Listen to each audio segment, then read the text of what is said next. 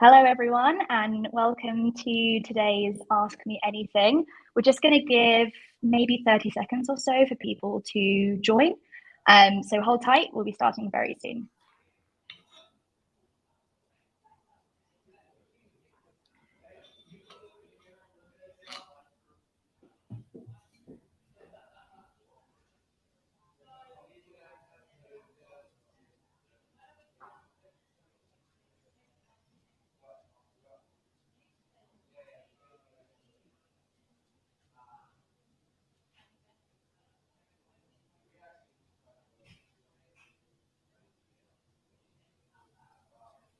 Okay, let's kick things off then. So hi, thank you so much for joining us today. If this is your first The Shift live from Blink, then welcome. If you also joined us last time for our last Ask Me Anything, then it's good to have you back.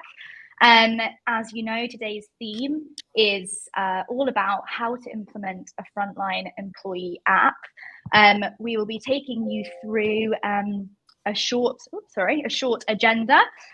Should last around 40 minutes, depending on how much time we need to get through the questions that we have both received ahead of time and have kind of baked into the structure of what we'll go through today. And then we'll also leave time towards the end for questions that you might have as we go through the content today. If you're new to Livestorm, which is this webinar software that we're using, you'll see in your bottom right hand, there's both a chat and a questions tab. And if you have any audio issues or any kind of general chat that you want to share with the group, please use the chat kind of feature for that. If you have any questions as we go through, then feel free to put those into the questions pop-up box, and we will take a look at those towards the end. We're going to do a brief introduction. I'll, in course, hand over to MJ to let her introduce herself, and I'll tell you who I am and why I'm here. And then we'll go into your questions that you've sent us ahead of time. Thank you very much for doing that. Then, as I said, we'll leave time for questions that you've got as we go before we finish things up around about 45 minutes. So who have we got with us today? MJ, I'll let you go ahead and introduce yourself. Hi there, everyone. Thank you for joining. So I'm MJ Moore, and I run the implementation team here at Blink. I've been at Blink for the past year and a half, but I have been in the implementation space for about the past 10 years, working in large-scale technology projects and programs across multiple industries. Love to work with businesses to drive strategic business change via technology implementation. So super excited to talk to you all today about what it takes to implement a frontline app in your organization. Great, thank you, MJ. I have the pleasure of working with MJ. My name is Lauren Bennett, and I work here at Blink as well as a senior content manager. I'm going to be posing the questions that you've all sent ahead of time to MJ for today's session. So who's Blink though, right? We both work for Blink, and if you have joined a Blink webinar before, then you'll know this. If again, you are new to hearing from Blink, then a little bit about us. We'll share some links towards the end where you can follow us on socials and where you can learn more about Blink. But essentially, Blink is a frontline employee app that gives the people in your organization access to the people and the things that they need, the resources they need, the tools that they need to do their jobs really well. We're currently working with over 300 frontline organizations to achieve objectives such as reducing turnover, increasing employee satisfaction and engagement, and altogether creating a more engaged and transparent organization through things like boosting survey response rates and bettering your internal communications. All these things are themes that we'll touch on in the questions that we have for MJ. But enough about us. Let's hand over to the questions that you sent in for today's session. So I'm just going to stop sharing my screen so that we can... I'm going to stop sharing my screen. How do I do that? Don't know. Maybe we'll leave it up there for now. Maybe I'll just do that. Does that change the size? Now maybe you can see MJ a little bit bigger. Let's hand it over to MJ for the first question of the day, which is a nice general one to get us started. MJ, in your experience, is there a recipe for success when it comes to employee app implementation?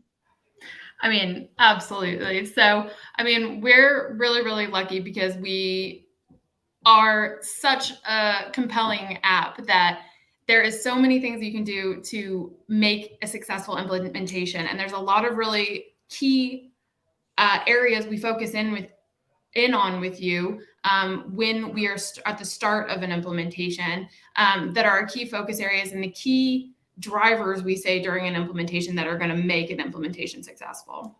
So, I've got like 3 or 4 points that I say are just absolutely pivotal. So one of the first ingredients is just making sure you have enough hooks in the tool. So when you bring Blink into your organization and when you say frontline app, it sounds quite vague. What does that really mean to an end user? How does it really benefit me? So what we talk about is having hooks. So what is the immediate tangible benefit that I am going to get by downloading this app? And that's having really, really clear systems and tools and hooks that are just going to make people be like, wow, yes, that's going to immediately make my day easier.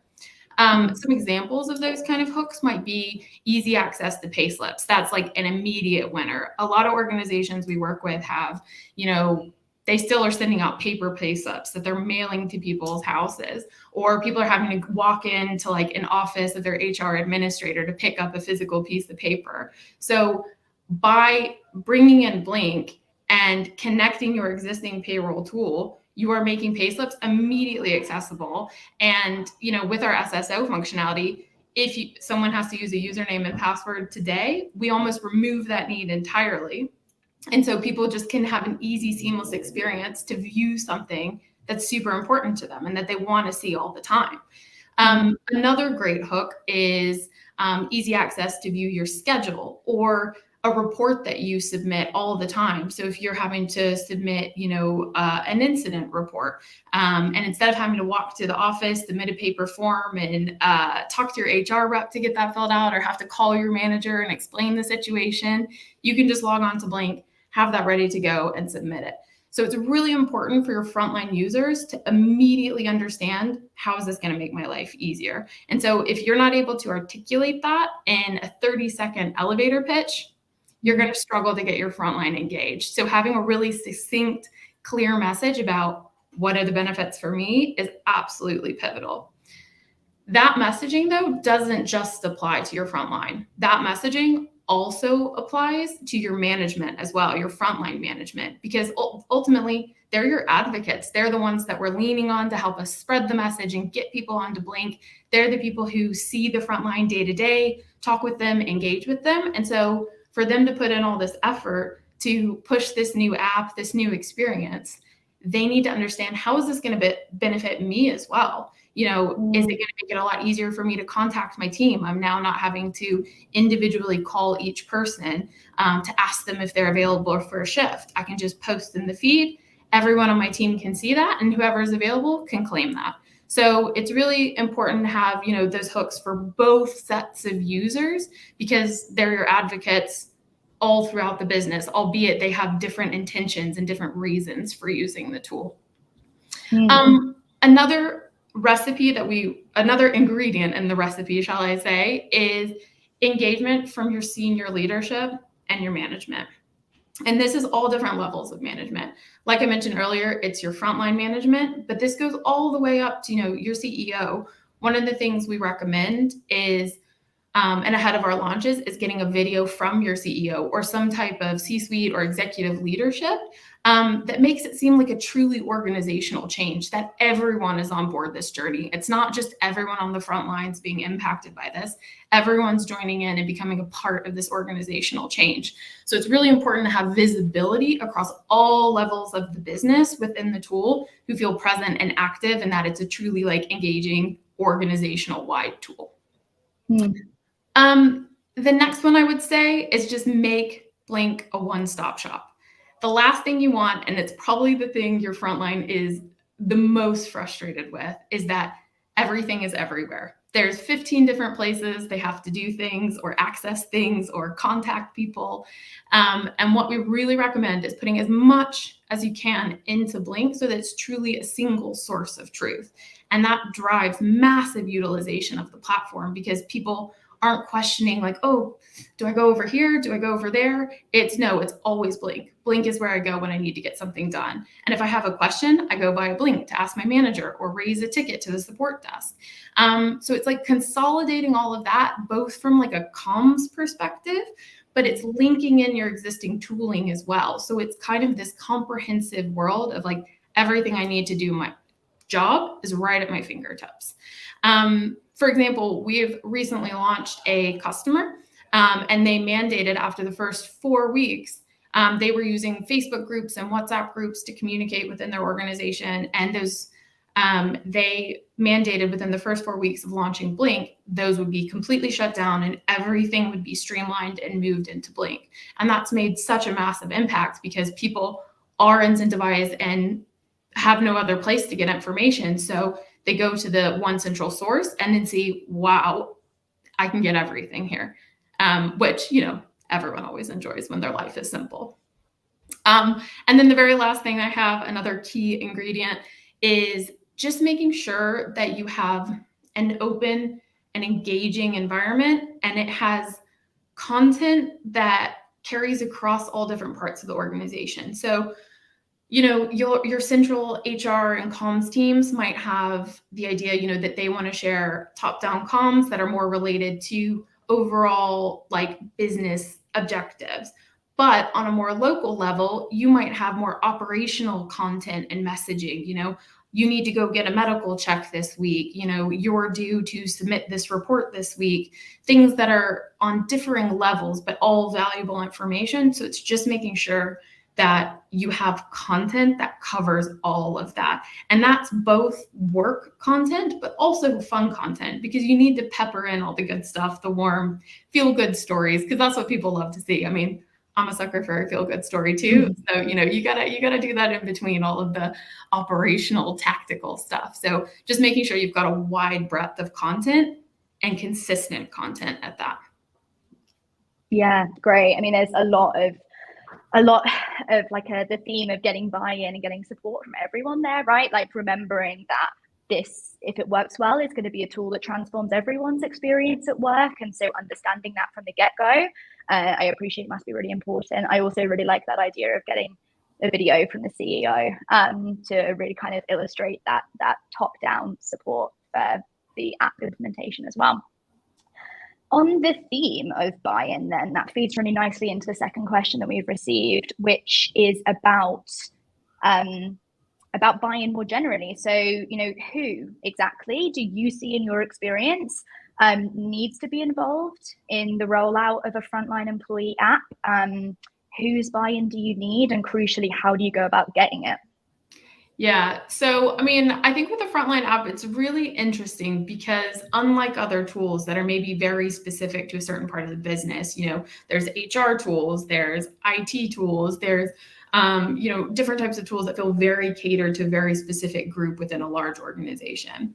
The thing about Blink and other Frontline apps is that you're covering a really wide breadth of needs. And so you need investment from a lot of different stakeholders within your business. Obviously, you need sponsorship at an executive level. You need a clear business case of like, what are we trying to achieve and accomplish by bringing Blink in to our organization? But you also need investment from other teams like your HR and comms function, because there's going to be a lot of dependency on them to help create and digest and share content out on that feed and be really active, present users. But at the same time, you'll have IT resources who need to be invested, because what we're doing with Blink is bringing in other existing tools that you have within your infrastructure and linking them into Blink. So your IT function also needs to be invested and help come up with the best way to link those in and think about how this slots into your overall infrastructure that you have within your business. The other piece of that, which I've kind of touched on earlier, is like your operational resources, albeit, there's a lot of different names for that: department heads, department leads, managers, whatever, unit heads, whatever you want to call them.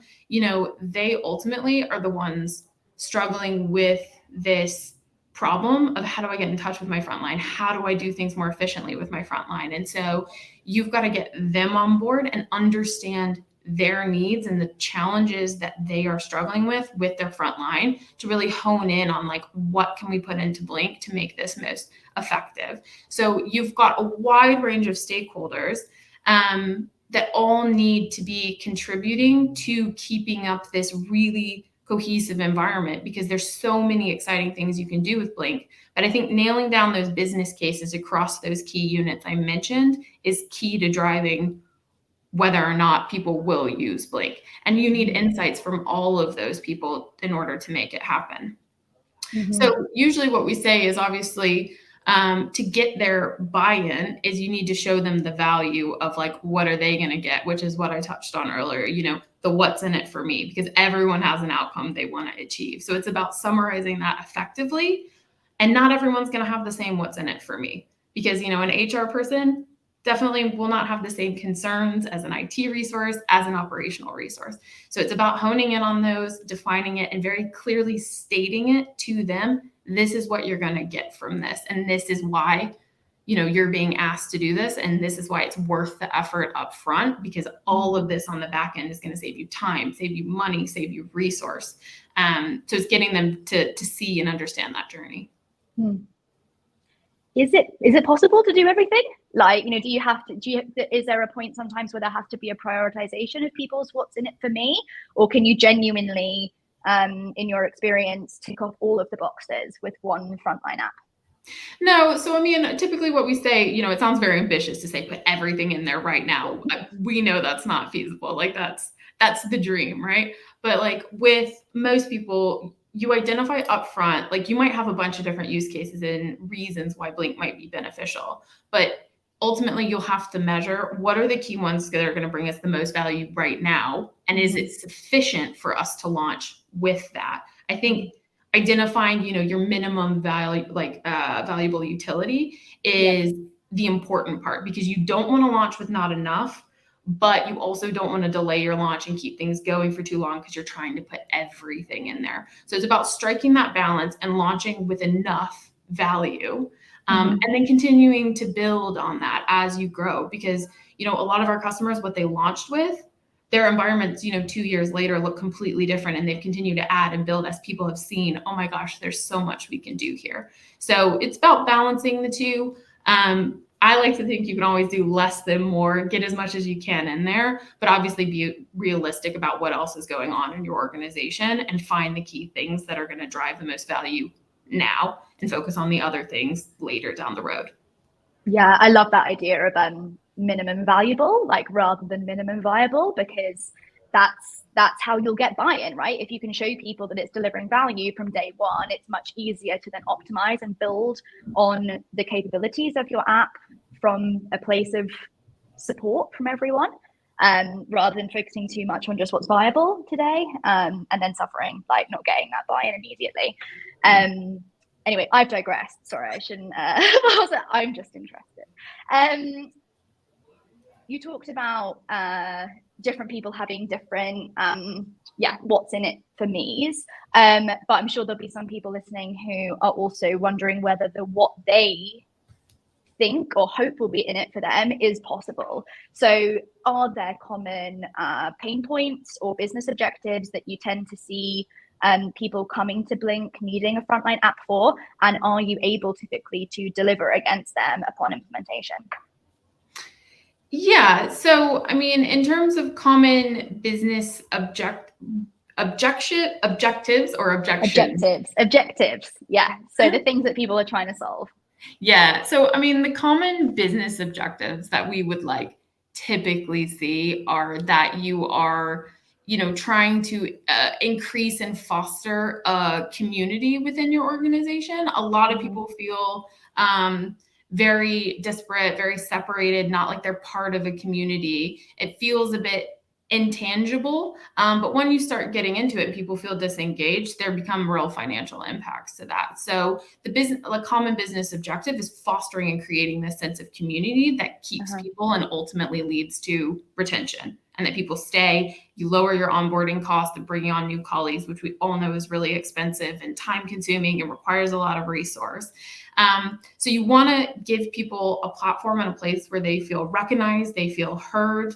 Even in Blink, we see a lot of customers launch this like feedback or recognition platform where, it's just a open, nice community where you can actively like congratulate people for something they've done well, which previously, had gone kind of slid under the rug in the back and no one ever knew about it. Or, it was a tiny little poster on a board somewhere in a back office and no one really saw or got the acknowledgement that they needed. So I think creating that community and focusing on retention, because you want to foster a workplace where people want to come and where people want to stay, is a big, big one that we see. Mm-hmm. Another one that we see a lot is like people want to decrease risk by creating efficiencies, because a lot of times time is lost when things take a while to get done or you can't get in touch with the people you need to fix the problem. Just to give you an example on this one, we had a customer who they have a workforce of say 30,000. They're having to distribute safety updates via mouth, like word of mouth. And so if there's like faulty equipment, it could take months for the message to be distributed out to the people using the faulty equipment, which is an incredibly high risk way of managing things. It's quite nerve-wracking to think we've got this faulty piece of machinery and it's been out there for 4 months and we've just now gotten it off the road because it's taken so long to disseminate that information throughout the organization. Mm-hmm. So removing that risk is a really high priority as well. We're completely eliminating that. You can send out messages via Blink, let them know in a matter of seconds, push notification, hey guys, this is a safety update. Please get this machinery off the road. You can have your workers acknowledge it. You can timestamp it. You can see who's acknowledged, who hasn't acknowledged, send them a message. So it's really useful that you're able to do that, which is, thinking back about how it would have been done historically almost seems kind of crazy in this day and age that process even existed. The other thing I think that we see the most about like a business objective is often about how does this insert into my existing tools?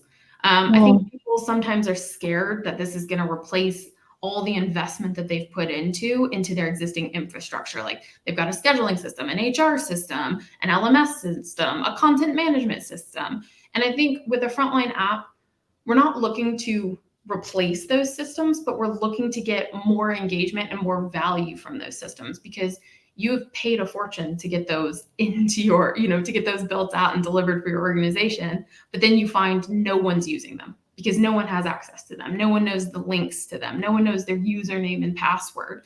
So it's about using Blink to get more value from what you already have. And one of the things that we've seen is like when we enable SSO via Blink into the tools that you already have, we see a 5 times higher adoption of those tools, which is like fantastic. If you've put in this much effort to build that out, you want people to use it. And Blink really enables that by giving visibility to those things where people historically would have had a real big challenge even finding them or accessing it. So I think those are the big ones that we focus on is, how do I increase retention? How do I decrease risk? And how do I get the most investment from what I've already bought? Yeah, great. Thank you. Now you mentioned objections because it sounded, I might have said it or it sounded like I did. So let's talk about objections now. What do you typically hear in terms of objections from either, the C-suite leaders or, in the kind of implementation phase? I know Blink is very involved, like hands-on in that implementation phase for our customers. So what do you hear when you're kind of face-to-face with users and trying to get them to join the app as well? Yeah, absolutely. I mean, there's some common objections we definitely hear. One of the things we love to do and is like a core part of our implementation process is sending people on site. We think there's so much value from getting face-to-face time with frontline workers across a multitude of industries. So we find it super impactful to go there and be there in person and see the issues that they're running into and be able to help and fix them in real time. There are definitely common objections we get. regardless of industry that you hear from these end users. One of the first ones is this, well, what am I supposed to do with this? But there's nothing for me on here. Like, I don't want another app. What am I supposed to do with this? So it goes back to my original point that I mentioned in one of the earlier questions about this very clear what's in it for me pitch. We do not go on site unless that pitch is crisp and clean and ready to go. Because if you run into someone and you can't articulate what they're going to get from this, it's going to be really hard to incentivize them to download an app on their personal phone if you can't tell them what's the purpose of it. Yeah. So I think having that message is just pivotal. And every time, we've been able to immediately get users to be like, oh my gosh, that's going to save me so much time. That's going to be amazing. And it almost becomes like easy to get people on board when you're able to say this so quickly. And usually people are quite enthusiastic because they're like, oh, this is going to be great for me. It's going to save me so much time.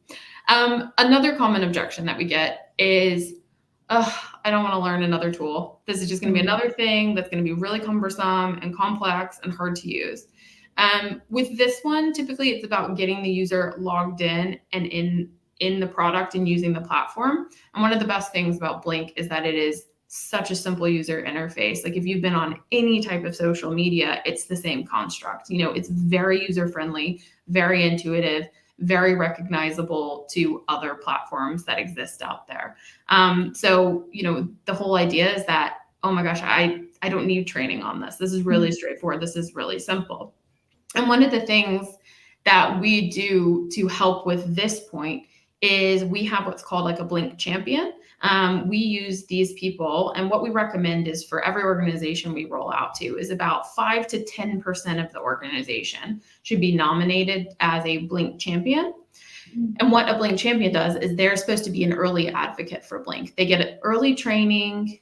They join, a 1-hour training session, get exposure to Blink, get the what's in it for me pitch. And get, navigational training, kind of understand what are the different sections, what do I use directory, chats, feed, hub for, and get them understanding it, because what they can do is be advocates throughout your organization for all the people that we can't talk to face and see this issue. These Blink champions can help combat this mentality and this mindset that, oh, this is going to be too complex for me. They can show and log in and be like, look, it's not hard. It's really easy to navigate. Look how simple this is. So I think, using those champions to combat that is quite important when we can't be there in person to always talk to every single individual in an organization.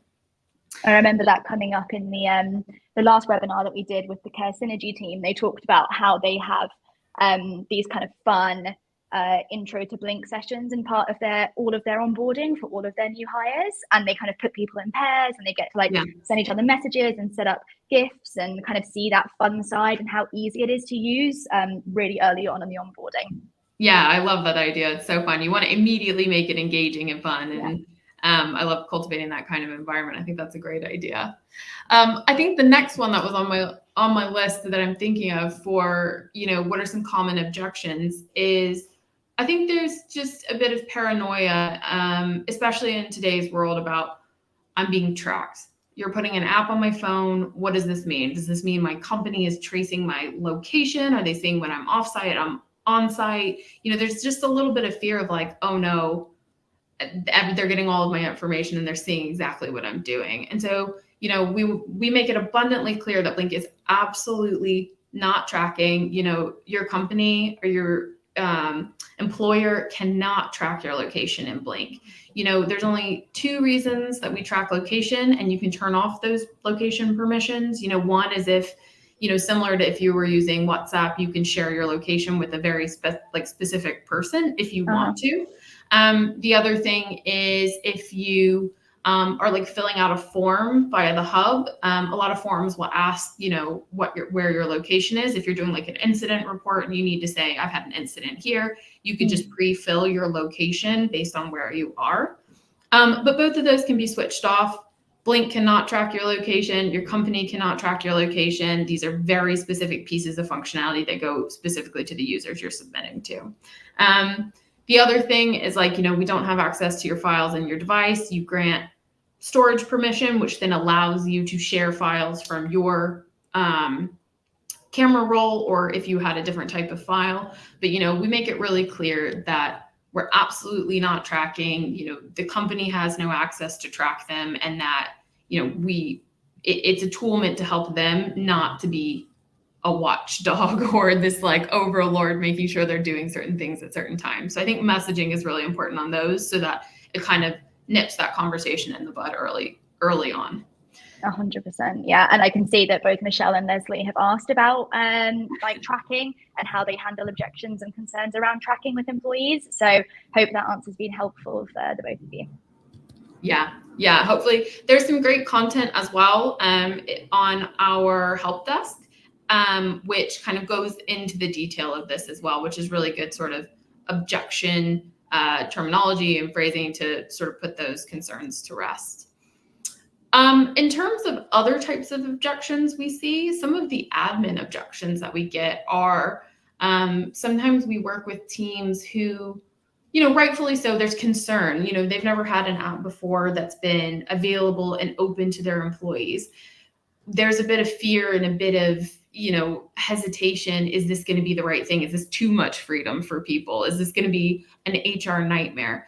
And we have actually found it is so much better. We highly, highly recommend keeping the feed open because, there are great controls in place just in case there ever is an incident. There's moderation tools we can use to keep things in check. People can report posts. They go to a team admin who can monitor it.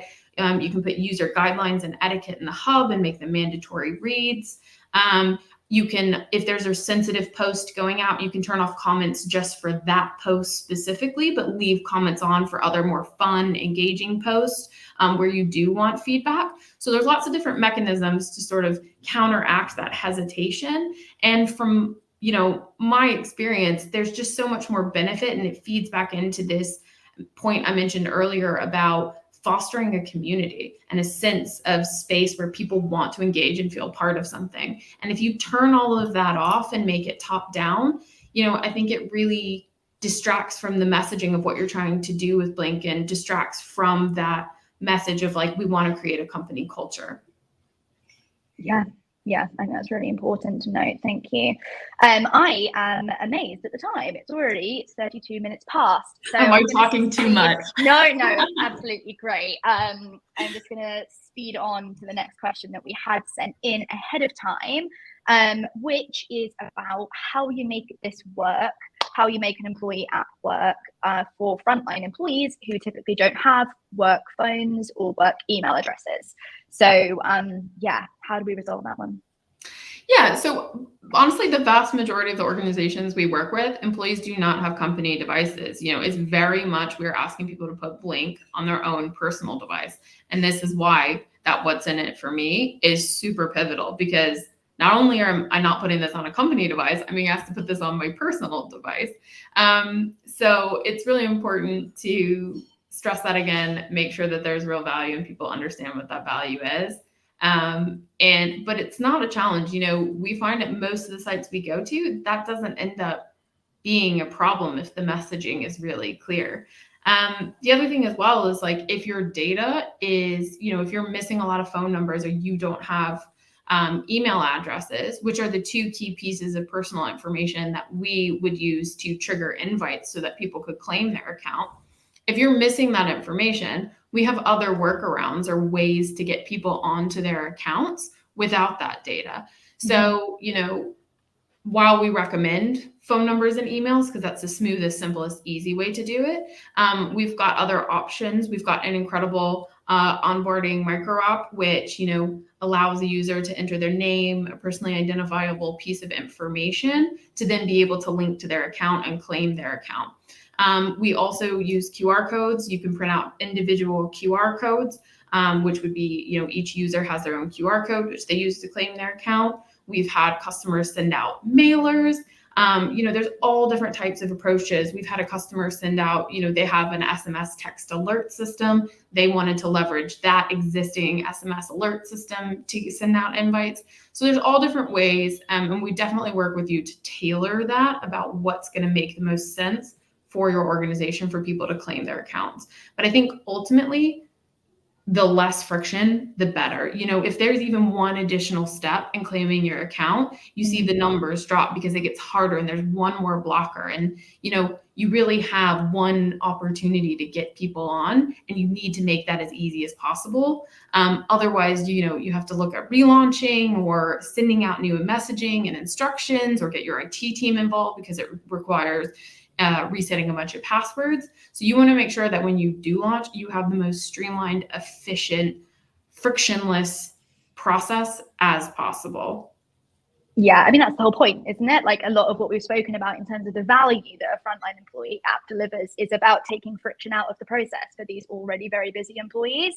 So if the onboarding process is full of friction, that doesn't exactly set them up for a great frictionless experience moving forward, does it? So I guess it's good to set the tone correctly.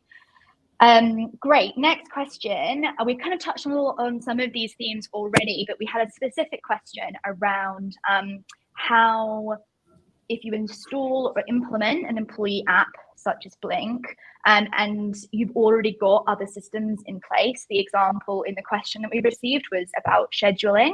How do you make those two things marry up in a seamless way? Yeah, absolutely. So I think scheduling is quite specific, but talking more generically, I was saying we're not looking to replace your systems and tools. Blink's not meant to be a content management system or more a learning management system, but it's meant to easily link into those things so that you can do them from Blink. So how do we do that? We make your tools easier, more visible. We put them in our hub, we label them, we put great images, make people know that they're there and easy to access. We set up SSO with those systems so that when the user logs in, it's this nice seamless experience. They don't have to remember a username. They don't have to remember another password. It's just this beautiful seamless experience for them, which is, the dream, not having to remember or reset another password and raise an IT help desk ticket, and all that kind of stuff. With scheduling specifically, though, it's interesting because Blink has a shifts micro app, which allows for shifts to be advertised in the main Blink feed. This helps engage users and help management fill more available shifts quickly and efficiently. We had a customer who had what is called shift coordinators, and the whole role, purpose of this role was to call if someone needed to cancel a shift, and if someone canceled a shift and they needed to fill that shift, they would have to individually call 30, 40, 50 people to find someone who could fill this shift. Now, when they brought Blink in and are using the shift functionality, it's as simple as posting to the team of people who are eligible to have that shift, saying, hey, I've got an available shift next Tuesday from midnight to 8 a.m. It's for a non-smoker and they have pets. Who can pick this up? And anyone who's interested can go in and, assign their interest to that shift and say, oh, I'm interested in that. And then they can choose from the list who is eligible or who they want to pick up that shift. And then they go do all of the actual schedule changes and the formal schedule changing in their scheduling system. So that's not being replaced, but Blink's just giving this advertisement mechanism that allows them to super easily identify who wants an open shift, who's canceled their shift, who wants to trade a shift. So it's really a cool opportunity to kind of have both work in harmony together to get you the best solution. Great. Yeah. So it's kind of allowing both tools to play a separate role in order to bring kind of joined benefits and added value together. Yeah, that's really clear. Thank you.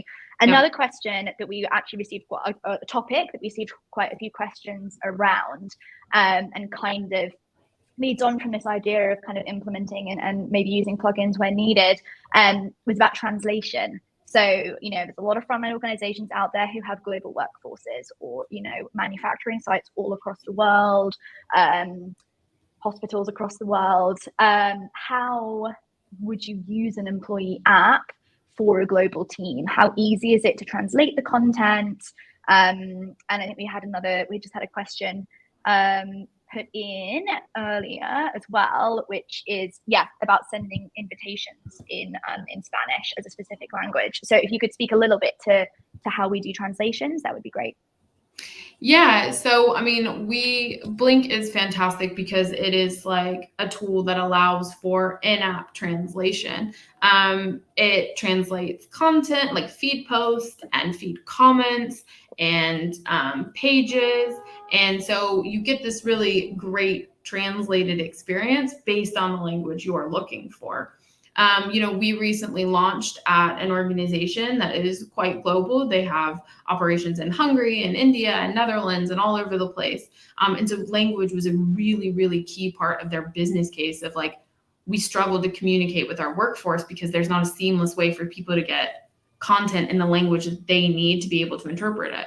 And so with Blink, we're now able to share out messaging on the feed post, and each user, based on the settings on their phone, can dictate what language they want to see it in. So I might post out in English, but if your phone's set in Hungarian, you can, as quick as a click of a button, just translate that straight into Hungarian and feel super engaged and understand and see what everybody else is seeing. And so that's across the board on the content in Blink, whether it be on the feed, or it be pages in the hub. So, it's just, I think we support over 90 languages right now. So we've got quite comprehensive translation experience.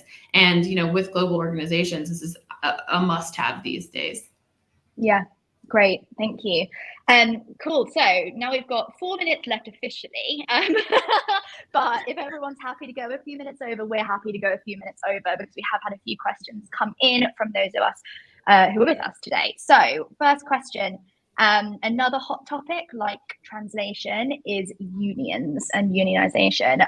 So MJ, what's been your experience working with unions or unionized businesses? Do you typically see that a frontline employee app is something that unions can get behind, and kind of how do you get their buy-in, I suppose? Yeah, absolutely. So we've worked with quite a few unionized businesses, and there's 3 words that pop in my head when I think about unions: engage them early, actively, and honestly. That is the key. As simple as that. It needs to be a super collaborative experience. The earlier you can engage them in the journey, the better. Surprises are never good. You want them to feel like they're coming on board with you, because if you don't, that's where we've seen the most challenge, that they felt like this was something being forced on them and they didn't understand the value, and they were almost using it as a mechanism to push back because they wanted something from the employer. So you need them to see Blink that as a tool that's going to benefit their members. And it absolutely is, because you can sell them on pieces like, Blink offers a really quick and equitable way to communicate with their members. They will now have easy access to share information to their members in real time to their personal devices. So, it's a win for them, but it's also a win for their employees because, they're advocating, to make sure that employees have a good working experience. And by bringing everything into Blink and making things simpler and more streamlined for workers, they can do their jobs. They can focus on their jobs more. And so, having unions really understand that and see the benefits that Blink is going to bring to them is absolutely pivotal. And, while they don't have to be on every project call you have, it's really important throughout the course of the project to have check-ins with them regularly, to hear their concerns, tell them the progress of where you are with the rollout and what's coming up next, so that they feel like they can give their opinion, feel heard in that journey, and ultimately just, work in harmony with you and your objectives, because the last thing you want is to have completely different objectives, because you're just going to be butting heads the whole time. So I think, selling them that Blink is going to simplify your members' work life. Blink is a voice for you to share information and for members to contact you. And then you can share out communications, and it's a safe and independent way that you can, contact your members. So there's lots of real benefits for them. It's just getting them on board and having them see that early on and be part of that journey with you. Yeah, Great, thank you. We've had a specific question about SSO, which we touched on earlier, where we've had an audience member asking, our employees struggle with remembering their SSOs. Does Blink require an SSO to log in? No, so you can log into Blink. The way that we recommend is you can just log in. If you have a user's email or phone number, that's the best way. What they'll do is they'll enter their phone number, they'll get a one-time passcode, and then be able to access their account. And once they're logged in, and it's fantastic. Now, if you're talking about accessing other systems you may have, so that's the process of like logging into Blink. But then if you are in the hub and you want your users to sort of have, say, for example, you have Cornerstone as your LMS system, you might have single sign-on set up so that Blink is the identity provider that then authenticates with Cornerstone. We would set that up for you as part of the implementation project based on what's been scoped. And then when your users are logged in, once they're logged into Blink, they're pretty much always logged into Blink. And every time they accessed that tool from the hub, it would just seamlessly log them in and authenticate them. So they wouldn't need to remember another password or other credentials. So again, it's about removing that friction and just making everything accessible and removing, passwords and usernames where you can, because that's always the tricky bit. And then that also, another benefit from that is that it removes some of the burden on your IT or support teams from having to deal with all the password resets and all of that. So the idea is just make it simple on both ends, both for people to access their account and then access other tools via Blink. Great, thank you. Okay, we are out of time and a minute over, so don't want to keep people any longer than we said that we would. I can see we've had some questions that we haven't had a chance to answer. We will get back to you as a team. We've got your questions. We'll come back to you with the answers to those questions. Do not worry, they will not be ignored. MJ, any final thoughts or messages from you before we close it off today? No, I don't think so. It's just great to talk about implementation. I mean, if anyone has any further questions, please send them our way. I could talk about this stuff all day long. But it's been lovely chatting with you all. I hope everyone found this interesting. Great, thank you. Thank you so much for joining us. I've definitely learned a lot already in the last 45 minutes, so I hope everyone else has as well. As I mentioned at the beginning, this AMA is one of a series that Blink does under the banner of the Shift Live. If you are yet to sign up to the Shift, which is our fortnightly newsletter for frontline leaders like yourselves, I'm just about to ping the link into the chat, so please do join us there if you haven't already signed up already. That'll have a link for where you can follow us on LinkedIn as well. So yes, thank you very much for joining us. We will have recorded this session. We'll send it all around by email tomorrow. We'll put it on YouTube, all of that stuff, so you can watch it back if you ever need to. And yeah, that's it. Thank you so much to MJ, and thank you for all of us for joining us today. Speak soon. Thank you.